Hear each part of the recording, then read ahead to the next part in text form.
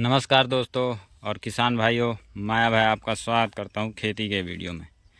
तो किसान भाइयों, आज का हमारा फसल अपडेट है। जो मेड़ पे हमने अरहर लगाई हुई है तो वो आप देखिए, अब लगभग फ्लावरिंग उस पर चालू हो चुका है, अपने फ्लावरिंग स्टेज पे आ चुकी है।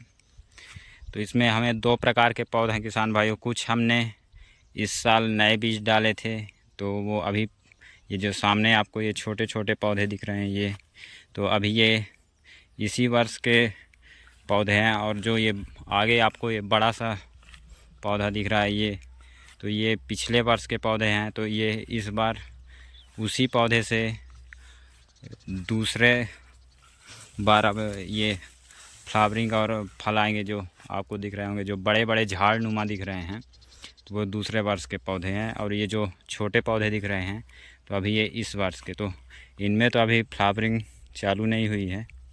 बाकी जो इस बार दूसरे वर्ष के पौधे हैं तो उनमें मैं आपको दिखा दूं। जैसे ये देखिए, तो इनमें अब फूल बनने की स्थिति चालू हो चुकी है।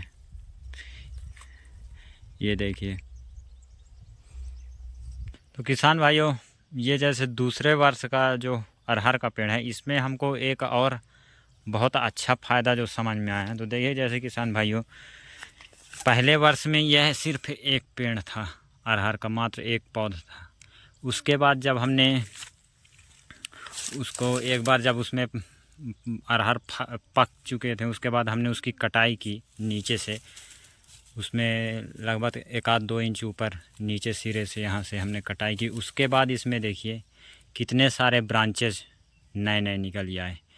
आप गिनेंगे, 1, ये 2, 3, ये 4, 5, 6, 7, 8, 9, 10, 11, 12 इस तरह के ब्रांचेस उस एक पेड़ से बने। और साथ में फिर इनकी हाइट भी सोचिए, 12 ब्रांचेस की हाइट, इतनी हाइट तक हो गई।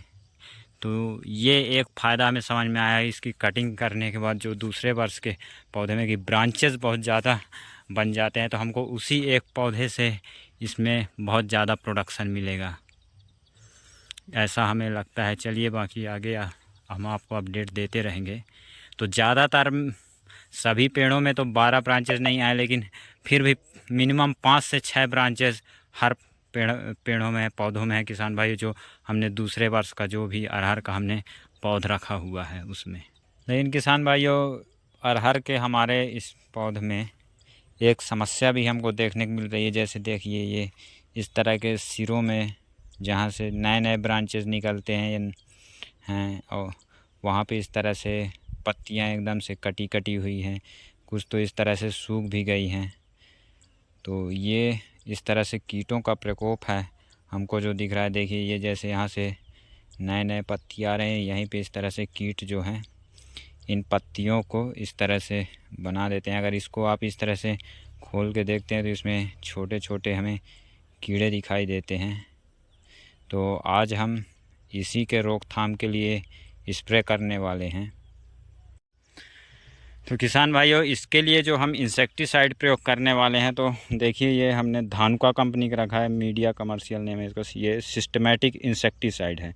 इसमें बेसिकली आपको देखिए इमिडाक्लोरोपिड 70.8% एसएल फार्म पे यह मिलेगा, अर्थात यह इमिडाक्लोरोपिड है।